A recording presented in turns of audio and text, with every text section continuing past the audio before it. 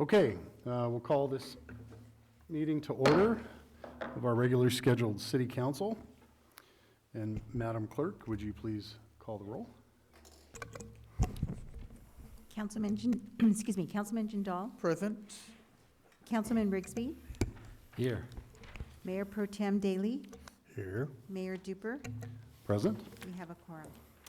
Thank you. And Dr. Daly and I met as the audit committee at 6 o'clock in the community room, and we went over some of our financial report, which we're all going to hear here in a little bit.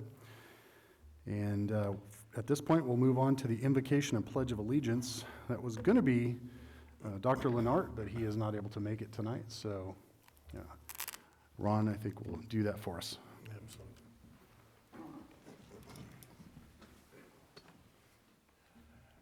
Okay, please bow your heads. Father in heaven, thank you for the many blessings you provide us to live in a free country, in a beautiful city. We pray tonight especially for people who are suffering from various diseases, but particularly the COVID virus. And we pray that for their well-being. And we pray also for the care providers that are devoting so much time and energy and skill into caring for them. Again, we thank you for the blessings and ask that you be with us in this meeting, that we will make thoughtful decisions. Amen. Okay, you join me? I pledge allegiance to the flag of the United States of America and to the republic for which it stands, one nation under God, indivisible, with liberty and justice for all.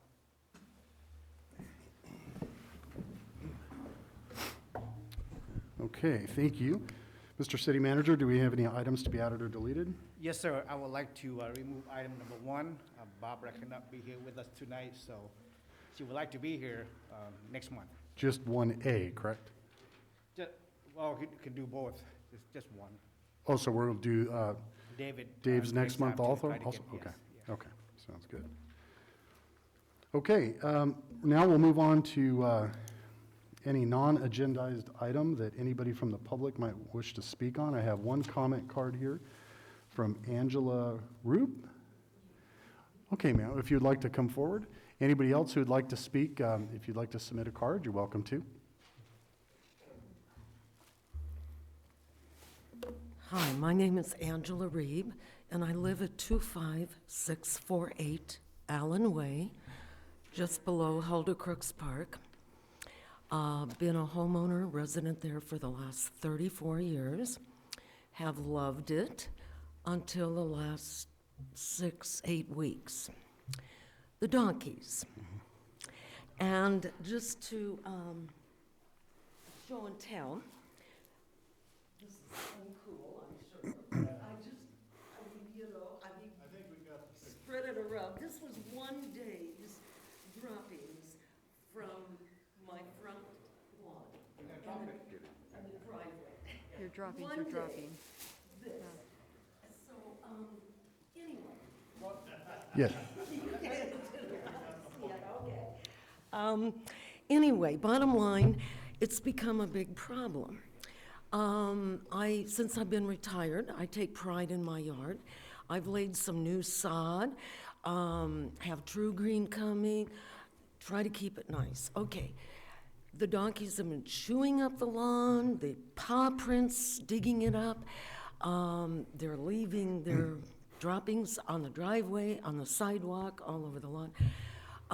I have a slope, CLO and Allen Way, a big slope or bank. Okay. A number of years ago, I got a letter from whoever does the code enforcement and said, you know, you got to clean up that slope or we're going to come in, we're going to do it for you and bill you. So I've been really working at it the last few years. Had a landscaper come in, take out the weeds, put poison. We planted ground cover. I've planted lantana. Thank God the donkeys do not like lantana.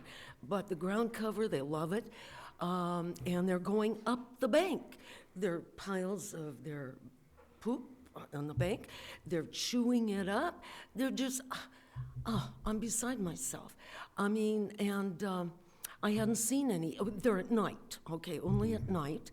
And sometimes I've come out like 11:30 in the front, and there'll be 14 of them trotting down Allen Way, and, you know, I mean, it's just crazy. They'll be up in the park in the late afternoon, hundreds, well, maybe not hundreds, but a bunch. And so I was just wondering, what if I wanted to, okay, so what I've resorted, along with some of my neighbors on Allen Way, gone to Home Depot and bought these metal sticks or poles, string, and I paid someone to put up, like, to make a little fence around the yard so they wouldn't go in the grass, and that seems to stop them.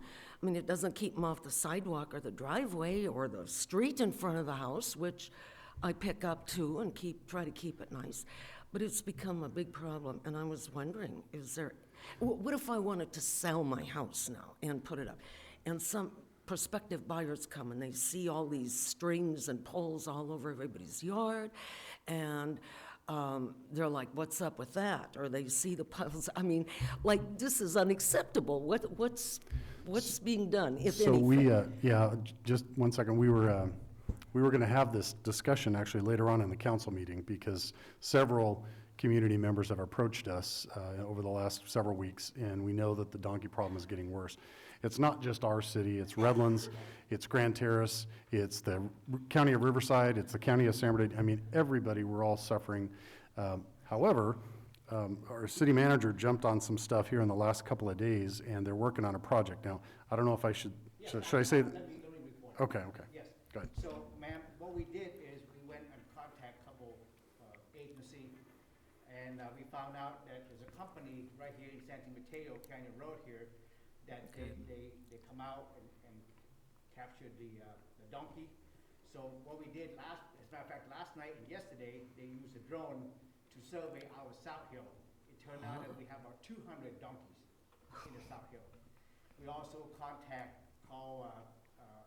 Donkey Land Sanctuary, which is on Richard Canyon. Richard County, yeah. So we have a contract with them already. We are negotiating with them. And then by next week, we can round them up and transport them, the 200 of them, from Loma Linda to this donkey land in Richard Canyon, where they will take care of them, they will neuter them, and so that's how. Well, that's wonderful, Jarb. Thank you. You're a good man. Appreciate it.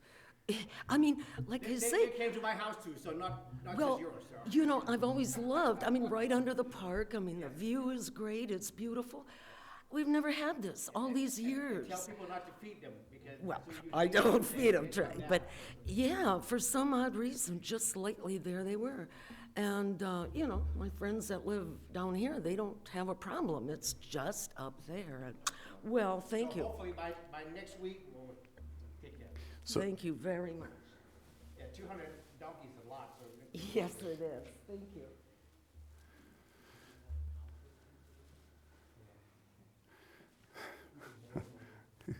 Go ahead and say it. Do we have? Well, we can start a composting program. She can be you could start up a community compost heap. That's what, when I took pictures, of the piles and, I mean, I took pictures of the donkey. I mean, they're very docile. You can walk out there and take their picture. They don't mind.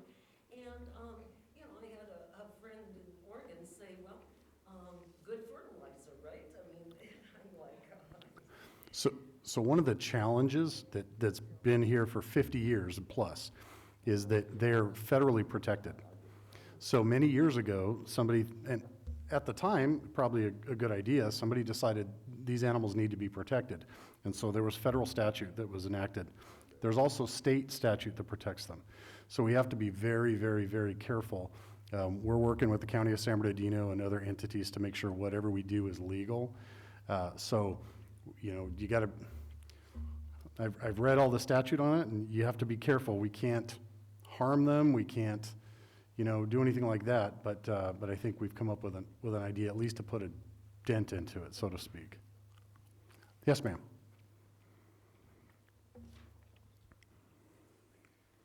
My name is Bernadine Irwin, and I'm a bit of a donkey specialist.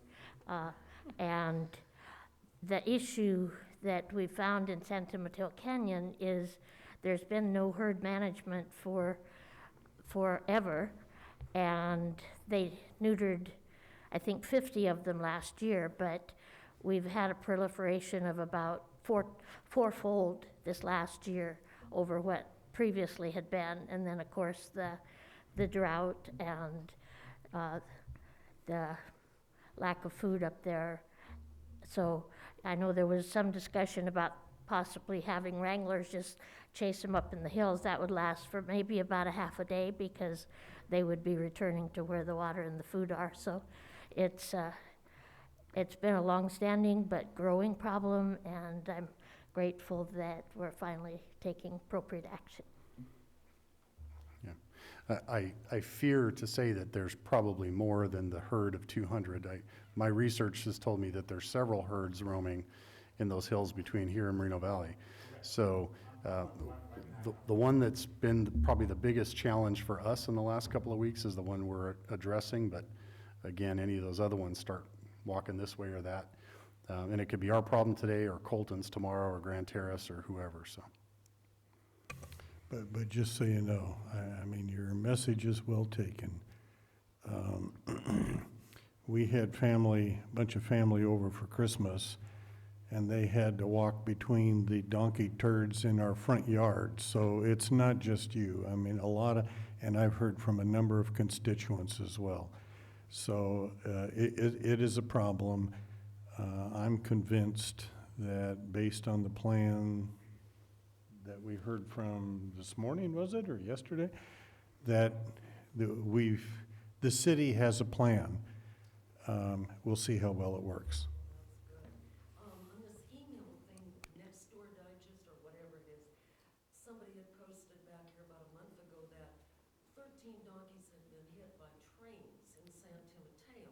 Yeah. And I have a friend who commutes to work through Ranch Canyon, lives in Moreno Valley. And I mean, there are donkeys all the time out there, and he sees accidents, where they've been hit. So if they're federally protected, it seems like somebody would care and I don't know, corral and do something. I mean, it's dangerous for people driving, somebody's going too fast, hits somebody else.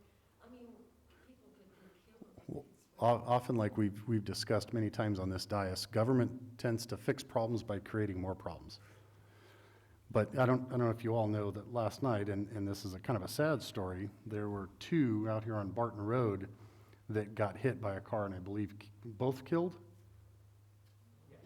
Yeah, right here in front of the city hall. So it's not just something that's going on up by the park. They're venturing further and further down into the city. So we really got to be careful. So neutering and relocation of the primary solution. Okay. Well, thank you. Hopefully this plan will work. And any other takers on public comment? Seeing none, we'll close the public comment section. Excuse me. And move on to our scheduled items. Moving to item number 2 is a joint meeting of the City Council and Housing Authority regarding presentation of our audit report for fiscal year 2020-2021. And Mr. City Manager.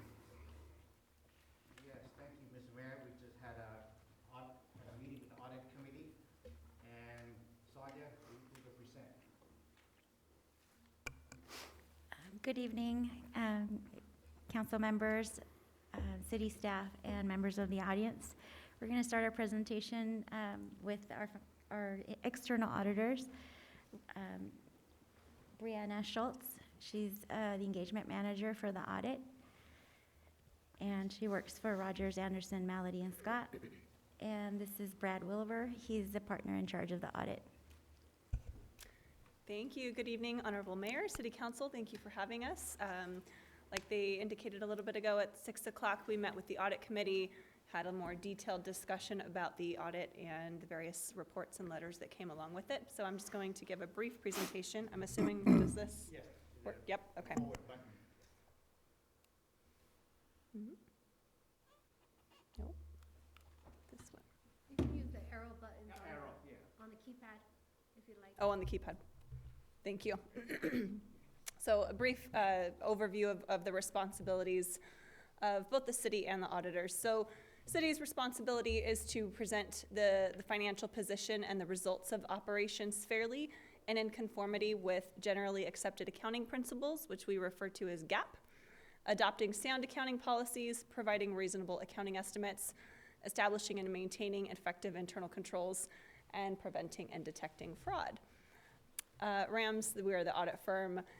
Our responsibilities are, giving assurance that the financial statements are free of material misstatement, examining on a test basis evidence supporting all of the amounts and the disclosures that are reported in the statements there in front of you, or that you have received prior to this meeting. We assess that the accounting principles have been used and that everything is fairly stated, and ultimately expressing an opinion on the city's financial statements. That opinion is unmodified. It's the highest level of assurance that an audit firm can provide. And we have finalized that the significant accounting policies have been consistently applied, estimates are reasonable, all the disclosures are adequately reflected.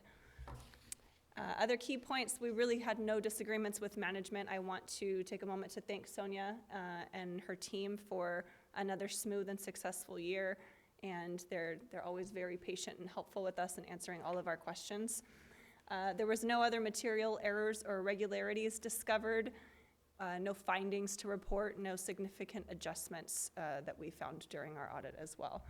So really, that's all I have. I think Sonia's going to go a little deeper into the numbers, but if you guys have any questions, I'd be happy to answer them.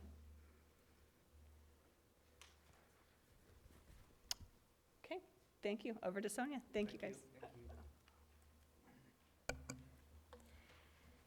And my presentation will go over the financial statements for the city, and this is our annual comprehensive financial report.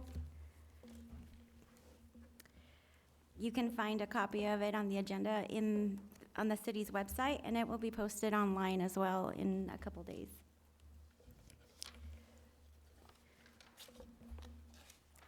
The financial statements cover 3 major sections, which is the introductory, the financial, and the statistical section. The introductory section covers the transmittal letter, which highlights the city's profile, significant events and accomplishments. It includes the Government Finance Officers Association Award. This one includes the 2019. The application that was submitted for the 2020 hasn't been reviewed yet, and so we're still waiting for the 2020 award. They are on a 9-month backlog, so hopefully soon. And it also includes a list of principal officers in place during the 2021 fiscal year, as well as an organization chart. The financial section includes the auditor's report, the management discussion and analysis, the financial statements, the notes, and requires supplementary information that compares budget to actual for each governmental fund.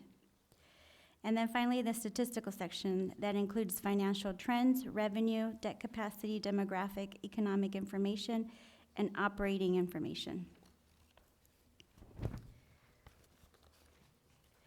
The financial statements includes information for the city, the Loma Linda Housing Authority, which is a special revenue fund, and the successor agency, which is a private purpose trust fund.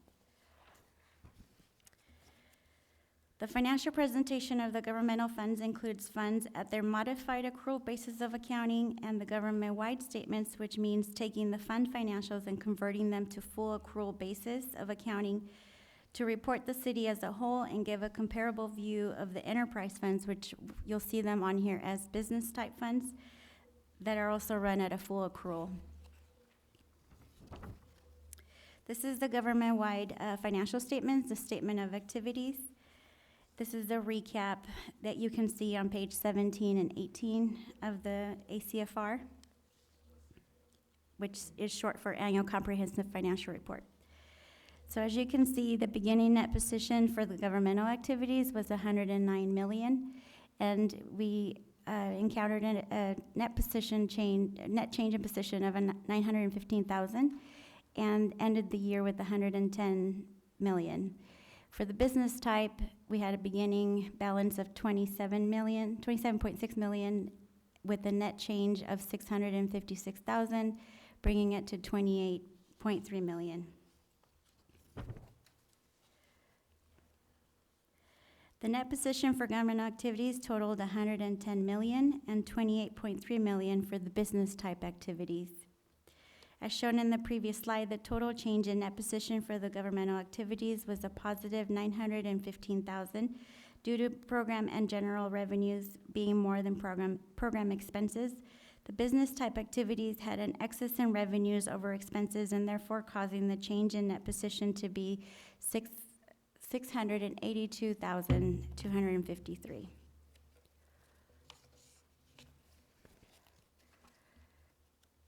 Continuing to the statement of activities, you can find this statement on page 17 and 18, and it provides an overall picture of the resources needed to run the city by the type of activities involved to run the city.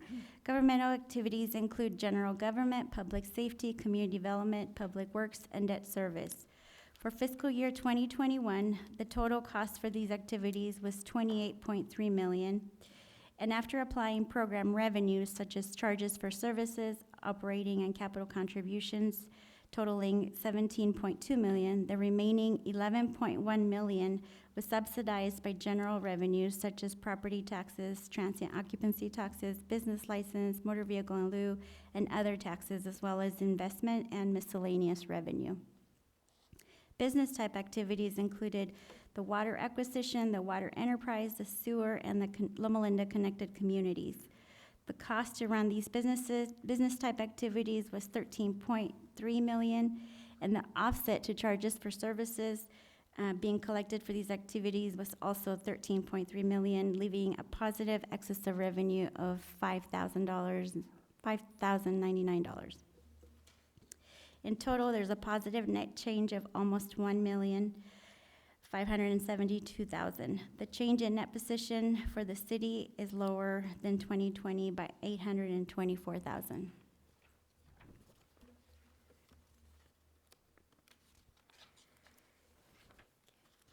This slide shows the general fund balance classifications. The total fund balance increased by 2.5 million. And here you will note that there's a committed fund balance of 2 million, which is for the emergency contingency that was approved by City Council. The assigned fund balance has a 1.5 for the equipment replacement funds that are set aside, and then there's 8.3 million of unassigned fund balance, bringing the total fund balance to 12.6 million. This is the fund financial statements. This is a statement of revenues and expenditures and changes in fund balance. The general fund has revenues of almost 22.4 million and expenditures of 20.7 million, as well as other financing sources of 882,000, which includes transfers from traffic safety and gas tax. The fund balance increased by, like I mentioned before, by 2.5 million, bringing the ending fund balance to 12 million. Thank you. So, let me stop here. So if you look at this slide right here, the 11, okay, right there. So you look at the last column, the final budget column, the revenue, the last fiscal year, our revenue increased by $1.8 million from what we budgeted. And that's due to an increase in sales tax. And also, we received about $300,000 from the federal stimulus money for the COVID, okay? So an increase of $1.8 million. But at the same time, our expenditures was reduced by $941,000.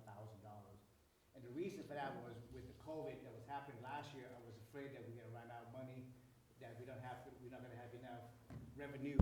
We're not gonna have enough revenue coming in. So I asked all the department head to be frugal about the expenditures, and they did. And I'd like to thank you, my staff, for that. So at the end, with increasing revenue and decreasing expenditures, we have a $2.5 million in surplus for the last fiscal year. So, And you can find the expanded schedule on page 84 of the financial statements. As seen here, the change in net position, this is the proprietary funds, and this is a recap of the net position for all the business type activities. It includes the water acquisition, the water enterprise, the sewer capital, and the Loma Linda connected communities.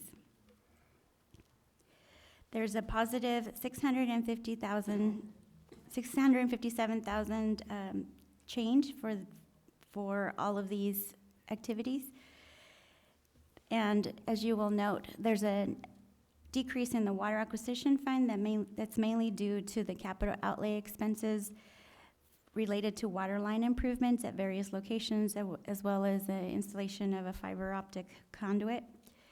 And the water enterprise shows a positive 2 million change in net position, and that is because the assets that were recorded were transferred to the water enterprise, and therefore it gives it a positive 2 million. The sewer capital had 721,000 more in revenues and expenditures, and therefore causing a positive 793,000 change in net position from operations. And connected communities continues to operate at a deficit of 638,000, and that's due to the loans owed to the successor agency.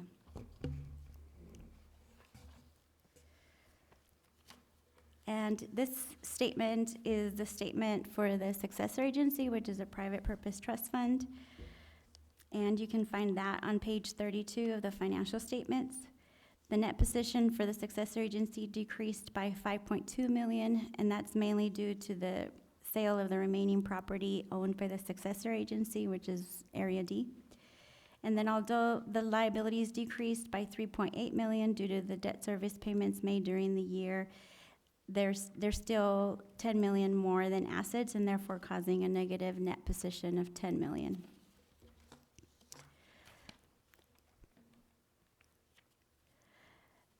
This is the statement of changes in fiduciary net position. The statement of changes can be found in page 33 of the statements. The successor agency received 4.8 million in property taxes for 2021 fiscal year through the ROPS, and the deductions incurred were 6.7 million for general administrative charges, interest, charges on long-term debt, such as the bonds, and loans to the city, and then as well as the sale of the property to Area D. And so this is what caused, that's 6.7 million. The majority of the change from 21 to 20 is the fact that that property was sold at a loss, and it caused it to have deductions of 6.7 million. And this concludes our presentation. You can find this in more detail on pages 5 through 14, which is the management discussion and analysis. And I would like to thank all of the departments and all of the employees that contributed to doing the financial statements, not just the finance department, because it really is a team effort. And thank you.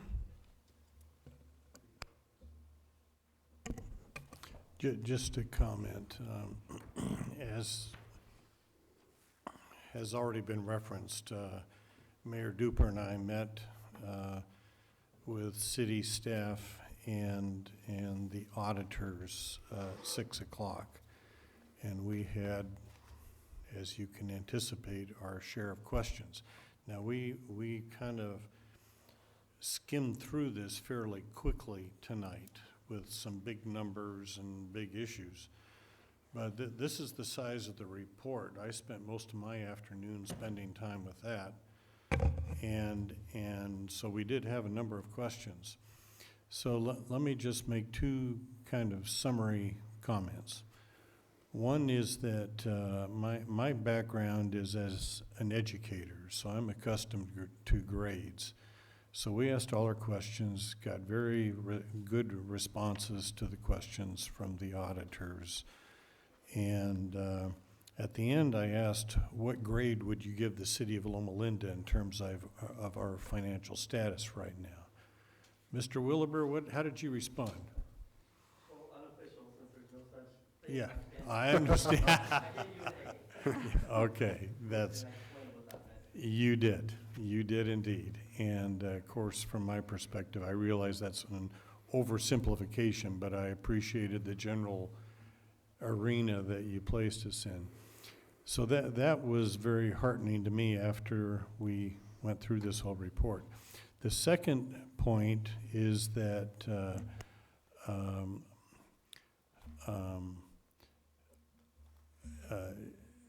I'd like to ask our city manager to explain how we're paying down our debt to, what is it, CalPERS or, yeah, CalPERS, and our status with that.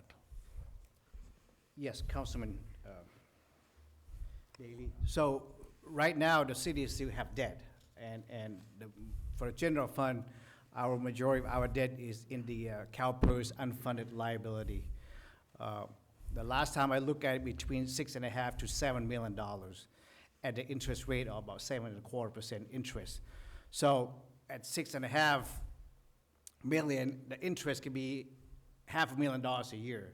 So my goal is within 5 years, I would like to bring that down to about $1 or $2 million. What I would like to do is at the mid-year budget, I would like to come back and ask the city to spend at least $1 million of the $1.2 million surplus that we have last year to pay down our unfunded liability. And just for the vast viewing audience that I'm sure are tuned in right now, why do we have CalPERS debt, and how does our debt compare with all of our neighboring cities? Well, Roughly. we are doing very good, and the reason for that is we all been very frugal. We didn't give out a lot of retirement, a good retirement benefit to our employees, but at the same time, we've been paid out our debt to reduce our interest on the debt. From what I understand, a lot of other cities, like our neighbor city, they have a lot of debt due to we only been in corporation 50 years. There is more like 100 years or more than 100 years. So when you have a lot of employees that retire, then your liability is get a lot higher. So our debt is small compared Yes, to the neighboring yes. cities. For 6.5 to 7, that's very good. So this has been a citywide team effort through budget management and then consistently paying down some of this debt that all cities in the state of California have. And so I am very pleased, I'm very proud, and I wouldn't have understood I'm not sure I understood it all now anyway, but I understood it a lot better after reviewing the report and having the dialogue that we had. So I want the citizens, both present and whoever may be viewing this, to know that the city is run on a lean budget, well managed. We're paying down the debt that we have, and we're doing very, very well. Hence, if a CPA, I took a number of accounting, I'm not a CPA, but I took accounting classes. I never got an A in any of them, so that the city's getting an A now is pretty big stuff for me. So anyway, I want to thank the city staff, Jarb, you in particular, and Sonia, but the whole city staff, because I know it took department chairs and others that contributed to this as well. And I'm very impressed and very proud. I just want to add a little bow to what you just brought up, and that is my understanding is when PERS reassessed the debt several years ago, that's when cities got hit with these big, huge liabilities, and the phrase is unfunded liability. And you can imagine some of the other cities around us, we're talking in like the 30s and 40s and $50 million marks. We started out with about $16 or $17 million in debt. And over the last several years, this group, our city staff here in conjunction with the council that approved it. We've paid down a significant amount, so $10 million so far. That is huge. Most people don't do that. They just keep running the credit card up. So it's something to be very, very proud about, and we've come a long way.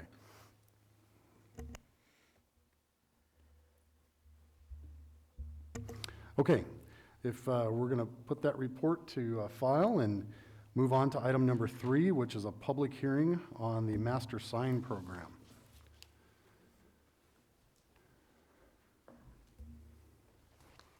Wait, this item might have a conflict of interest. Oh, okay.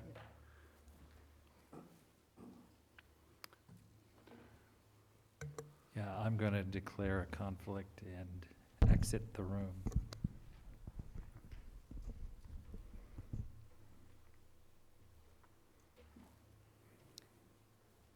Okay. Good evening, Mayor Duper, councilmen, members of the public. My name is Lorena Matarita, and I am the planner for the city of Loma Linda. And tonight I have one public hearing item. It is for a master sign program at Loma Linda University Surgical Hospital. So why do we bring a master sign program before you today? Well, because the code tells us to. The sign ordinance says whenever 5 or more non-exempt signs are proposed for a single-tenant development, the project proponent is required to submit a master sign program, and that master sign program must be approved by Planning Commission or City Council. Its purpose is to integrate all signs proposed at the site into a unified architectural statement. It provides a means for the flexible application of sign regulations for projects that require multiple signs. And since the program is being requested by the university, it gets bypassed by planning and it gets sent to City Council. So that's why we're here tonight. The applicant is Curtis Sharp. He's with Loma Linda University Health. He's come before this council several times with similar projects. You might recall the over-the-road signs and other master sign, comprehensive sign programs.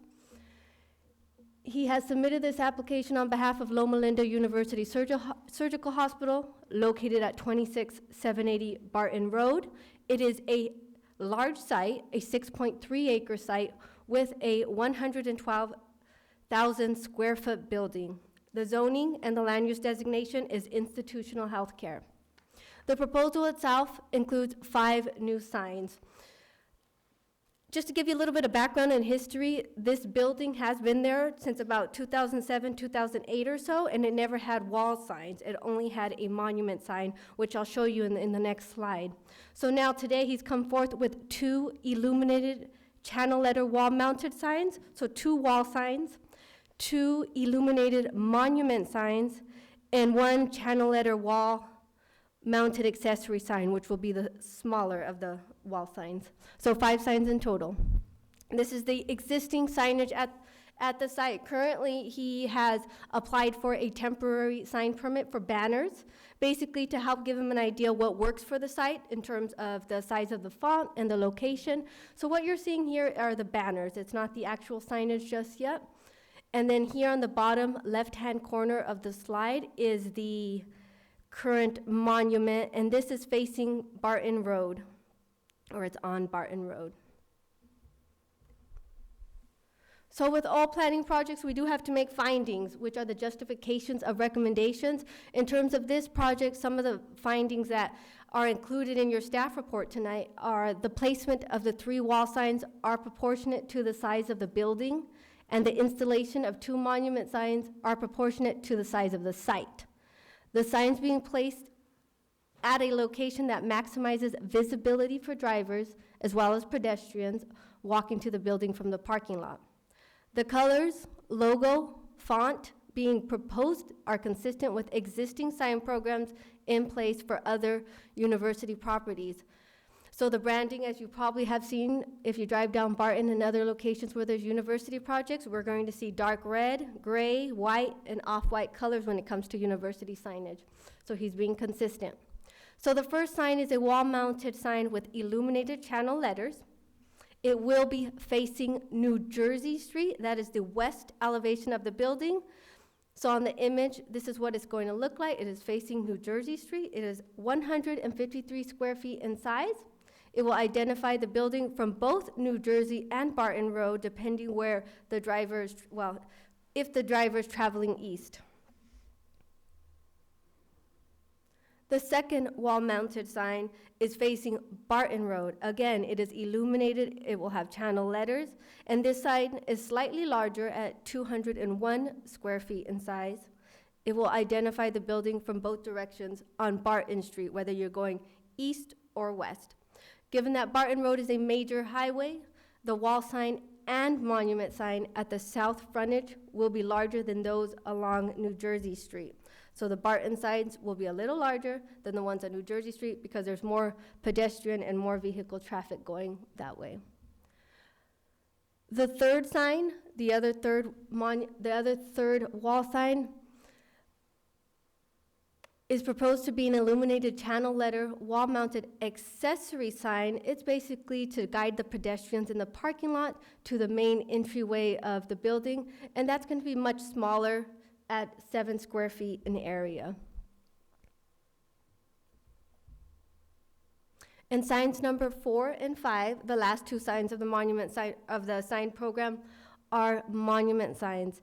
Kind of like what I was saying earlier, one will be on Barton and one will be on New Jersey. And what I forgot to show you guys, and I'm going to go a few slides back, is I forgot to point out exactly where the signs are going to be located on the sign plan, so I'll just go real quick. So the two wall signs, 1 and 2, Barton and New Jersey. Number 3 is the accessory sign. And sign number 4 and 5 are the 2 monument signs. And they're going to be placed at the 2 entrances into the site. So the base of the signs will be fabricated of aluminum and painted dark gray with an anti-graffiti top coat and have a white polycarbonate face with digital printed graphics. The monument sign on New Jersey will be standing about 5 feet in height, and the one on Barton will be approximately 7 feet in height.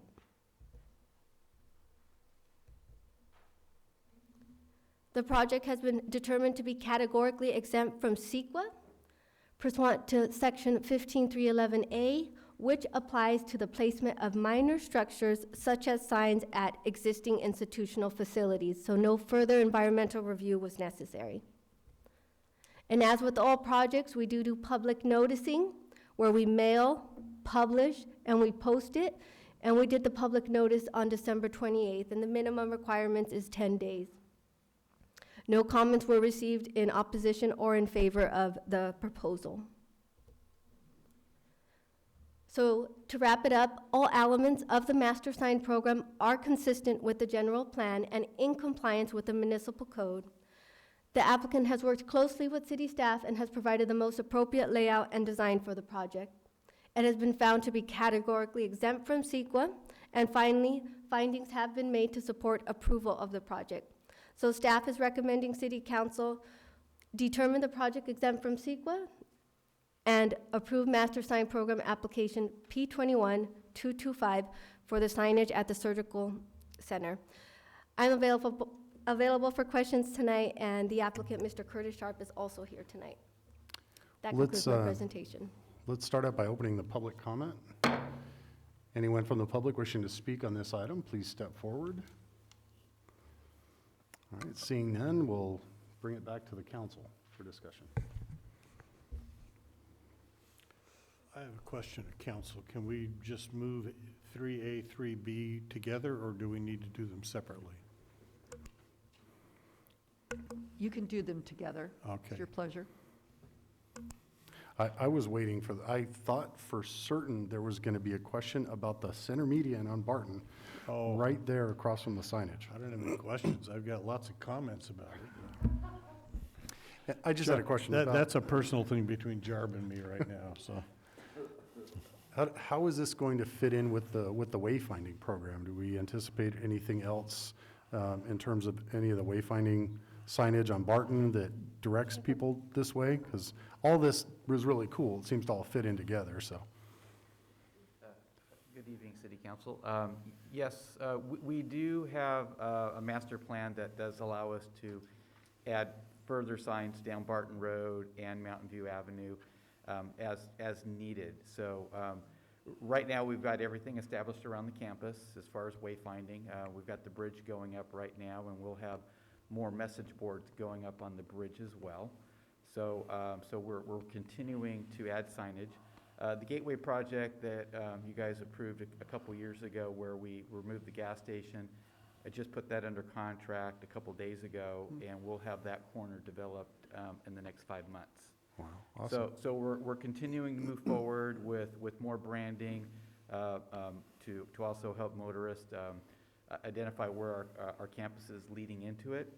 And then Jarba and I have had some conversations here and there about where potentially we might add some signs down Mountain View Avenue at a later date. So every year I have a new budget that's approved, and then I take back to leadership next steps on where we may want to add some signs. And then, so there will likely be some expansion down Barton Road, but right now I don't have any specific indication of where we would be going next.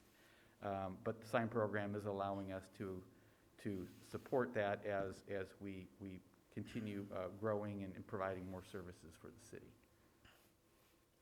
Awesome. I have to say, the signage that the university and medical center have done up to this point are very attractive Oh, thank you. and very helpful. I'm impressed. Great. And everybody here has contributed to that, so thank you. It's been a real group effort, and it's very satisfying seeing everything coming together. Sure. Yeah, especially with the opening up of the new hospitals and all that, so everything seems to be timing out really well. Mhm. And it's always nice to come back and be able to request some additional projects that help support the services Sure. in the city, so Sure. thank you. Okay, All right, thank you. no further questions. I guess we'll entertain a motion. I'm ready to make a motion if I get help from council. How do I combine A and B into a cogent motion? I think you could just move for approval of public hearing item 3A and 3B. Okay. Then that's what I'll do. Second. City clerk is here, so can interpret that. Well, we have a first and a second, so Madam Clerk, if you want to just move it forward. The motion is to approve the master sign program P21-225 to determine the project is exempt from the California Environmental Quality Act pursuant to section 15311A, which applies to the placement of signage on existing facilities, and to approve master sign program application P1-225 for the design and installation of wall-mounted signs and monument signs at the surgical hospital located at 26780 Barton Road, based on the findings contained in the staff report and subject to the conditions of approval. That's my motion.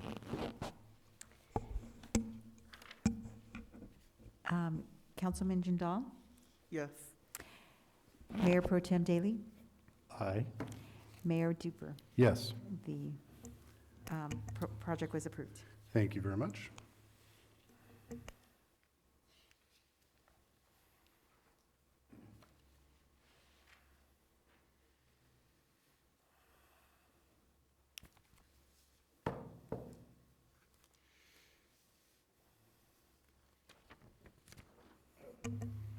Okay, moving on to items 4 through 12, which are on the consent calendar. Move it. I have a motion. Second. And a second. Madam Clerk?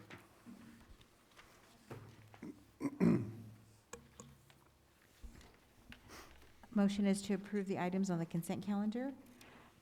Councilman Jindal? Yes. Councilman Rigsby? Yes. Mayor Pro Tem Daly? Aye. Mayor Duper? Yes, The items on the consent calendar were approved. thank you. We appear to have no old business. New business is item number 13, and preparing for our upcoming election on June 7th. Madam Clerk or Mr. City Manager? I didn't know I was going to make this presentation. So we have the, June 7th, we have the general municipal elections for 2 council seats. which is Mayor Duper's seat, and Mayor Pro Tem Ron Daly. So we are required to have our city council adopt the two council bills for calling the election and for adopting the regulations for candidate statements for inclusion in the sample ballot. And I'll be working with the County Register of Voters to make sure we're meeting all our deadlines. The nomination paper, the filing papers for nominations will begin on Monday, February 14th, and will end on March 11th, 2022. March 11th is a Friday, but we will be open, and I will be here from 9 to 4, accepting any nomination papers. And should an incumbent not file between February 14th and March 11th, 2022, the filing period will be extended to 5 p.m. on March 16th. However, an incumbent that may not file during the extension period.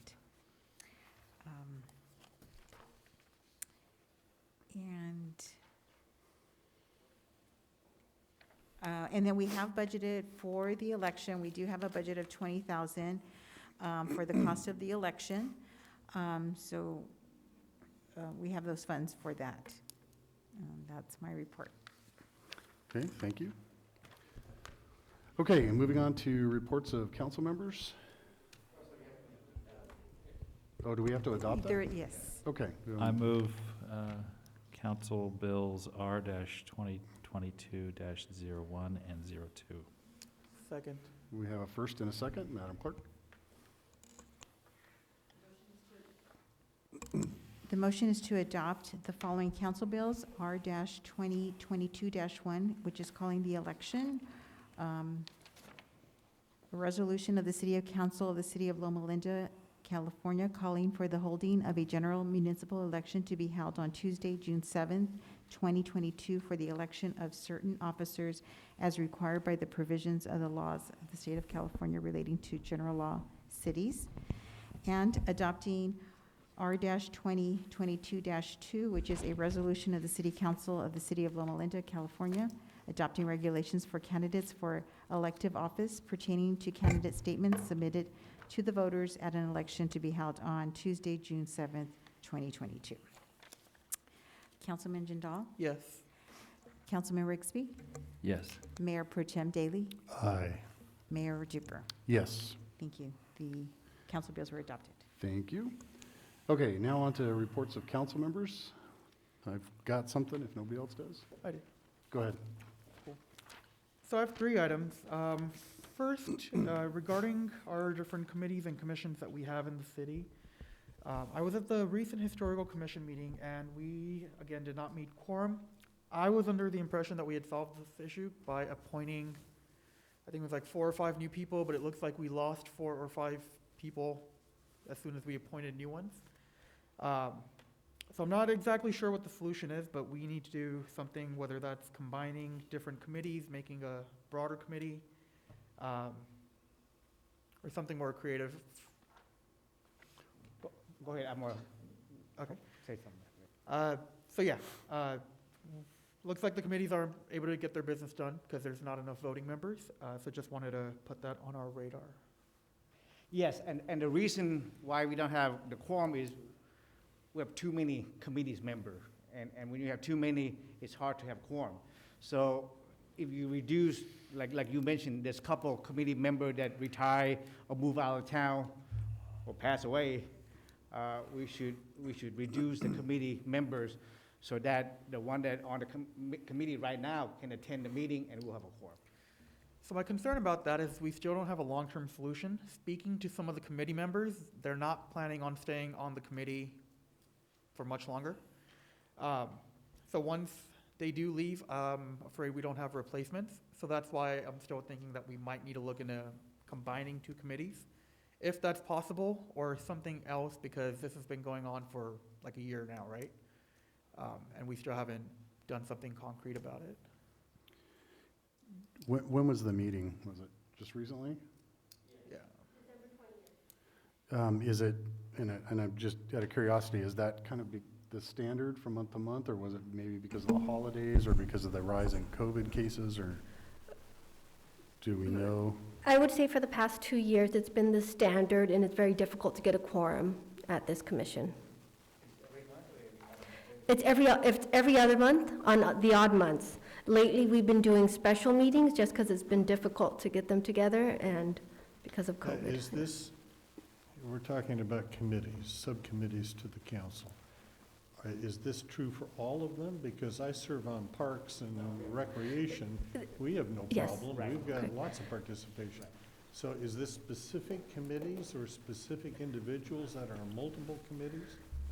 No, right now, it's just historical committee, again, because Commission, the last time we spent, what, 3 months Yeah, selecting the members, and it's getting big instead of yeah. replacing the Yeah. one that are not coming back or pass away, and so. So if you reduce number of committee, I'm pretty sure that we will have. yes, we do have a few dedicated commissioners that come at every meeting, but since COVID and everything else that's been going, it's been difficult to get a quorum now that we grew to 11 commissioners. So I'll turn to council again. What's the process by which we revise the committees?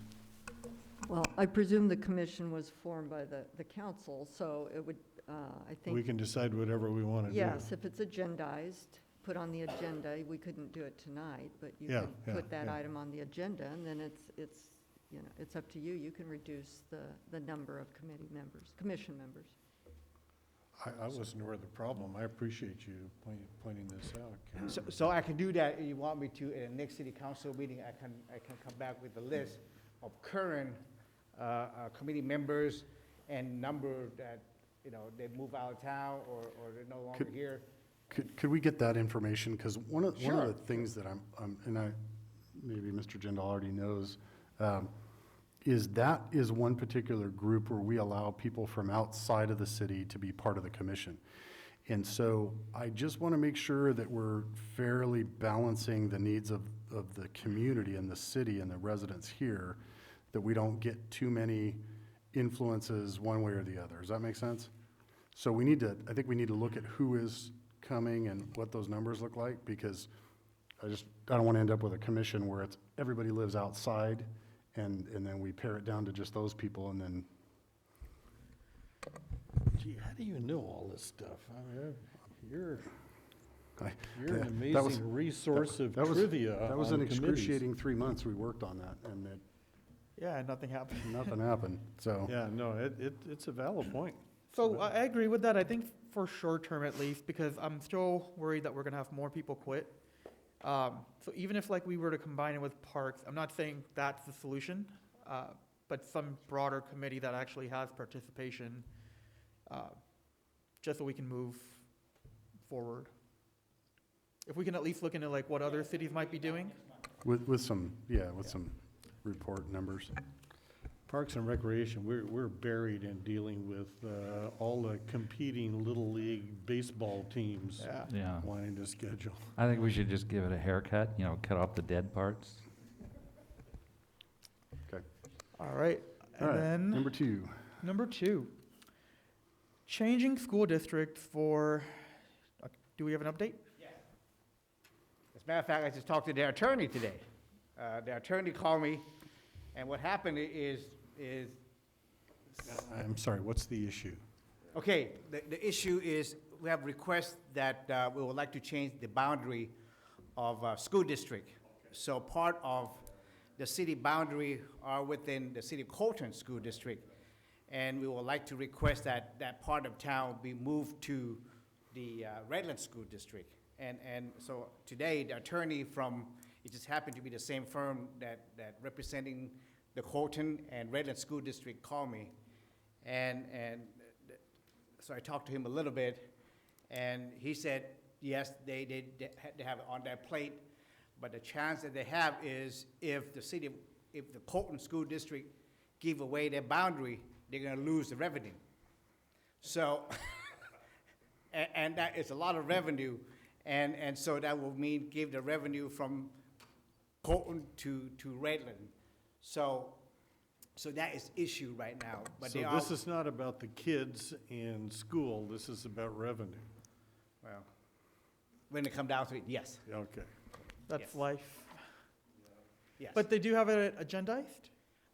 Not yet. Okay. So I can follow up with attorney, and it turned out that attorney also our labor attorney. So he gonna be in conflict, because he represent both school district, but he did call me, and they might have to change their attorney, the law firm, so that they're not in conflict, and then they will follow up. But just to make the long story short, it's gonna be difficult. Because just like they draw the boundary right now, or even the city, are we willing to move our boundary to, and give it to Colton or to Redlands or San Bernardino? That's gonna be a challenge. So it's not a no, but the part that we need help with is families and parents in that area to start petitioning the Colton School Board. Yes, and that's what it come down to, because when he asked me, well, is the city push for that? And I said, the city asked me to send a letter to the school board, which I did, but it would be better if it pushed by the resident or the parents, and or you start attending the school board, and so. I And you think we attend the sup- school we- board We before, still it's support it as a interesting. city. I just think we're gonna need some more support. Okay. Thanks. It's good to know that they found the lost paperwork, so at least we're moving from that. All right, number 3, so that Tree City application, were we able to submit it? Great, thank you.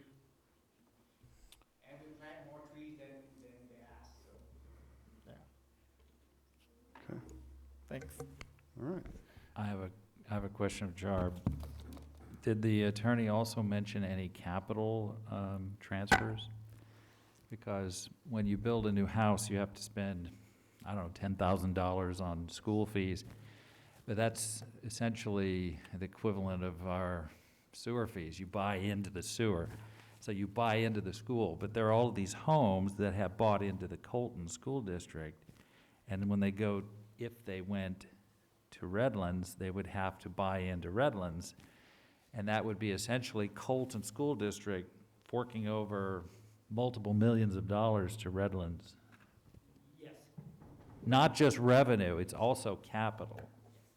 because as you brought it up, is that Colton School District sold bonds, which is debt, and to pay for by the student or the resident within that boundary. So when they move that away, well, who's gonna pay for that debt? So that has to be part of the equation, yes. Yeah, and pay for the existing schools. You have to buy your share of that school in order to attend there. Okay. I've got something I actually want to say, and I want to thank Dr. Daly. About almost 5 weeks ago tonight, my wife gave birth to a brand new baby, and we've been at home, holed up there, reliving that wonderful experience again of not sleeping and all that stuff. And then about 2 weeks ago, my entire family, we all got COVID. And we came down all pretty sick, my in-laws and my wife, my son. And thankfully, we don't think the baby ever had it. But and I got to say, Dr. Daly and his wife, who happens to be our pediatrician for both children, which is pretty cool, really took care of us. And I am extremely thankful to him and appreciative. And I want to publicly say how proud and how much I appreciate you, and thank you very much for taking care of my family like you did in the last couple of weeks. So that means you'll support my reelection? We did it together 12 years ago. We're going to do it together again. Is that an official announcement? Sounded like it to me. Was that an official announcement?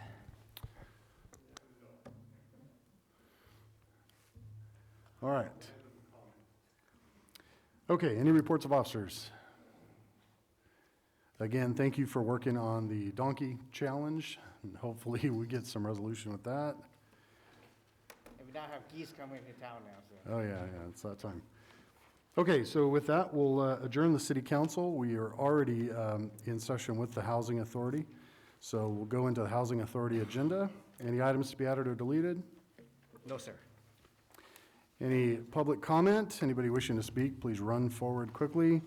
Seeing nobody doing that, we'll move on to the consent calendar. Move it. We have a first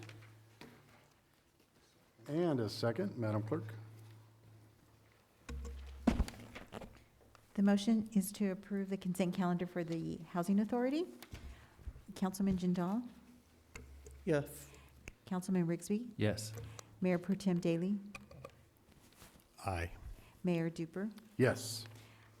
The consent calendar for the Housing Authority, was approved. Thank you very much. We have any new business, chair member reports, reports of officers. If not, we are going to adjourn the Housing Authority, and we're going to open the redevelopment agency, the successor to the redevelopment agency. Mr. City Manager, any items to be added or deleted? No, sir.